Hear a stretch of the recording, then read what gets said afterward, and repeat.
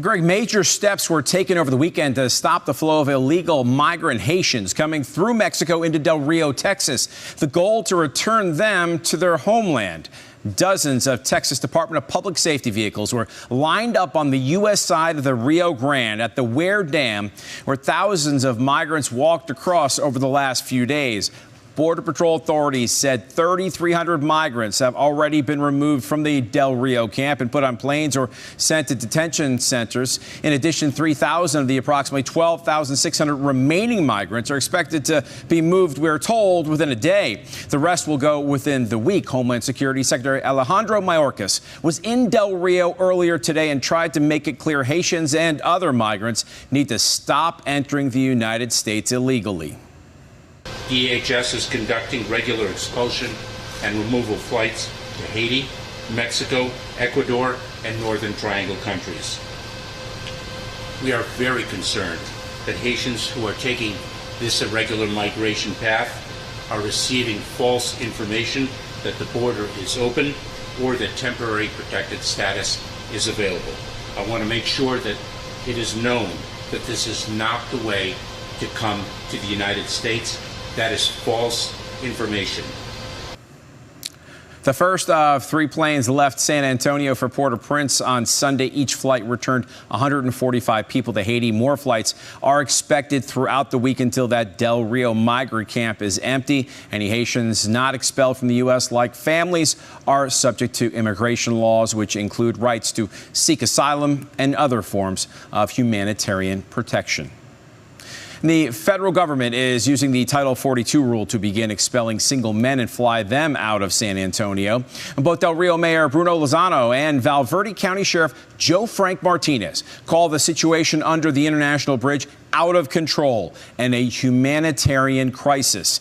Illnesses such as hepatitis, tuberculosis, chickenpox, AIDS, and COVID are said to be present among the thousands of mostly Haitians. From a law enforcement standpoint, there are National Guard members, officers with the Texas Department of Public Safety, the Val Verde County Sheriff's Department, and Border Patrol. The city of Del Rio is also in crisis. Many businesses don't have enough workers because the International Bridge has been closed since Saturday, blocking many employees who cross from Mexico to work legally in the U.S. and return home each day. The bridge closure kept this business owner from getting across the bridge on Saturday to Acuna, Mexico, to pay his workers. And we also spoke to Pastor Richie McCrae of Bible Way Church in Del Rio.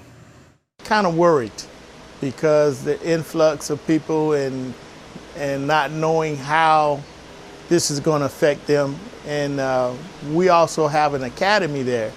And because of this, our children coming across from Mexico that comes to school, it affects us tremendously because with the bridge closing and everything, we don't know what's going to happen. So it's a little fear. And so I have to encourage them and keep them kind of uplifted to know that, you know, things are going to change. It's going to change. And it seems like nobody has an answer. But we know God can change things. So we believe that it will change. But we're worried. We're worried. Texas Attorney General Ken Paxton addressed President Biden and Alejandro Mayorkas' failed border policies on Fox News today. I would have to say I have never seen it this bad. I mean, we've been complaining about it for decades, and the federal government has ignored it other than the 4 years that Donald Trump was in office. And what's remarkable is he had so many good policies, whether it was a stay in Mexico program, whether it was the stopping the catch and release, right, the building of the wall, the resources that went into it. And now we've taken all the opposite policies and getting the opposite results. So my guess is this is exactly what the Biden administration wants. Paxton went on to say that from day one, President Biden said, "You're welcome to come here. We will not deport you." Miranda Devine of the New York Post also appeared on Fox saying outside of the few hundred single males flown back to Haiti, thousands of the other illegal Haitian immigrants will be sent to different places across the United States to stay. And the pictures are heartbreaking. Beautiful Afghan children killed by a U.S. military Hellfire missile days after an ISIS-K suicide bomber killed 13 members of the U.S. military. Initially, the military and U.S. intelligence reported the victim was another suicide bomber ready to attack U.S. forces. Then we heard it might have been an aid worker. Well, now we are learning that U.S. military was warned about children near the target seconds before that drone strike. But we're told it was too late to stop it.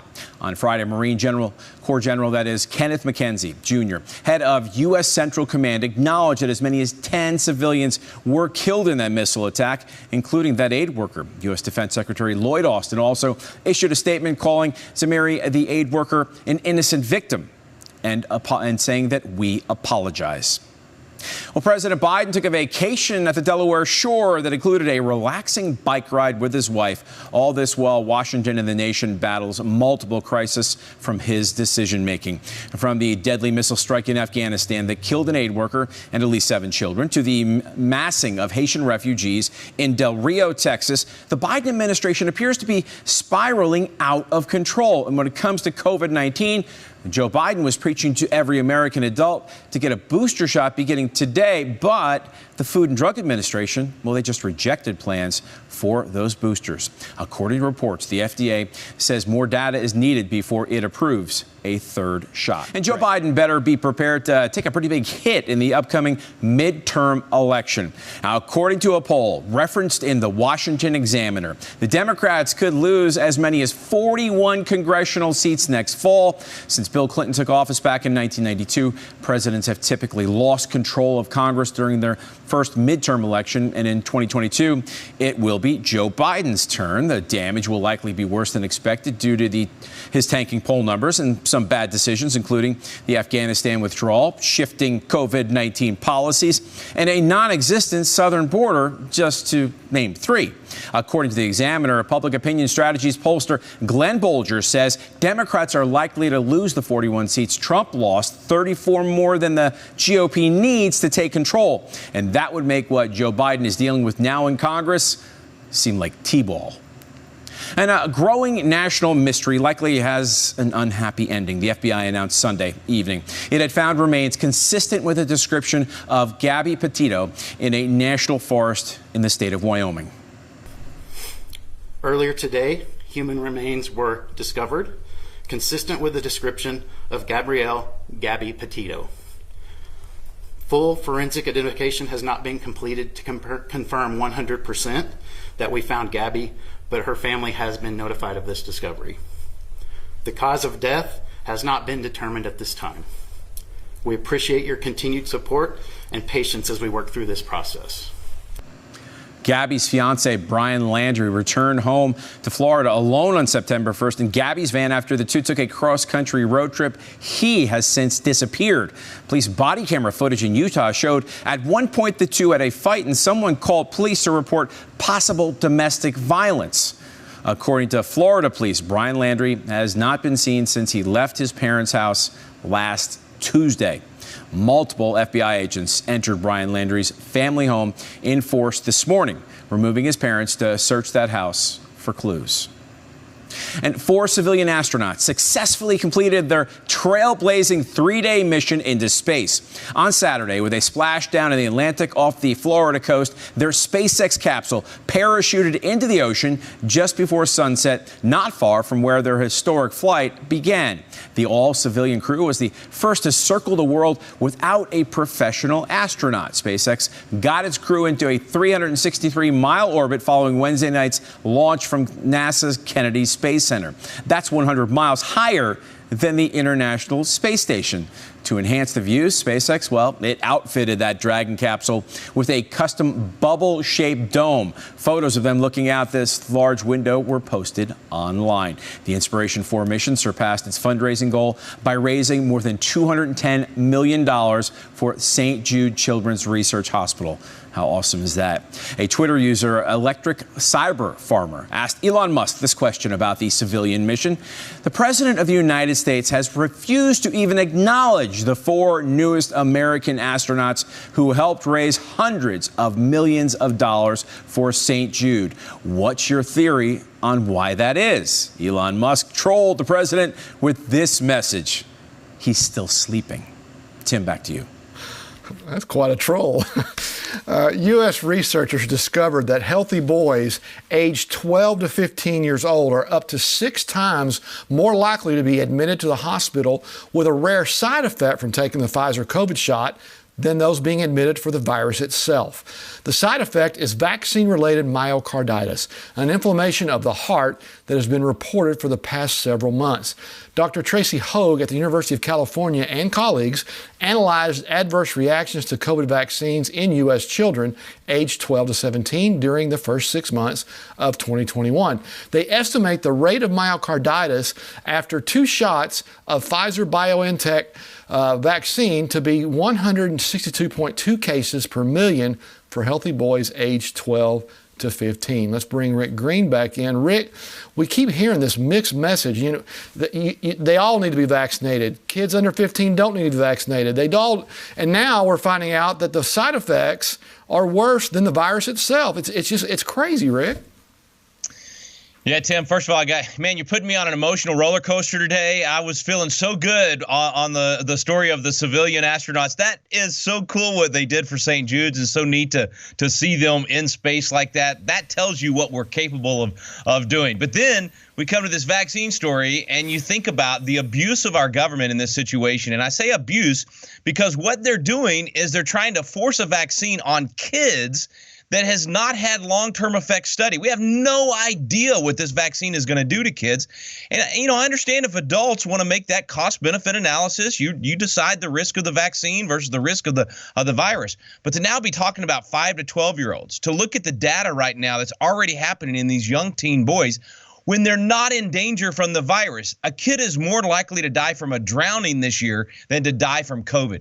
It's just absolutely wrong what they're doing. I think it's a distraction. They're trying to distract from their failures at the administrative level, at the Biden administration level on so many different areas. And I get pretty angry and upset about vaccines being forced on kids in this way. I'm all for vaccines that have been proven, that we know have an extremely low risk of having any kind of a side effect, as long as you let the parents decide whether or not to use that vaccine. But this myopic approach by the administration and by the federal government that the vaccine is the end-all be-all, it ignores all the treatments that are out there that have virtually zero risk. Mm-hmm. It's just bad, and I think it has to do with the money. It's a big pharma payday. I mean, every time a booster shot comes out, they're making another $10-15 billion. It's shameful. Rick, early in the program, you mentioned the dishonesty and the outright lies coming from the administration. I give you this. The press secretary was asked, why are vaccine cards required for foreign travelers but not for those coming across the border? The answer was they're not intending to stay for a lengthy period of time. It's just further evidence, right? I mean, here they want to crack down on us. They want to require vaccines. They unconstitutionally are requiring businesses with more than 100 employees to force vaccines on their employees. And yet they've never made any attempt to close the border until this weekend, when finally the optics were so bad, they finally had to go in and say, okay, we're not going to allow any more of this, at least at Del Rio. We don't know what's happening in the rest of the country. But yeah, you're right, Tim. I mean, it's so obvious. Why do all this forcing of vaccines and mandates, by the way, which the president said he couldn't do just a few months ago? Unconstitutional, right? But now suddenly it's constitutional, and yet not stop 200,000 people a month coming across the border, 40% of which have COVID, let alone all those other diseases and viruses that Mike was listing earlier. Complete hypocrisy. It causes us to lose faith even more. And frankly, I think the Democrats are in for exactly what Mike talked about earlier. They're in for an absolute destructive election next time around. They're going to lose dozens and dozens of seats. They know it. This president is taking them down. And at some point, their big boys are going to say, hey, let's invoke that 25th and get this guy off the stage. Well, thank God that our hope and our trust is in God and not little G government. Mike, to you.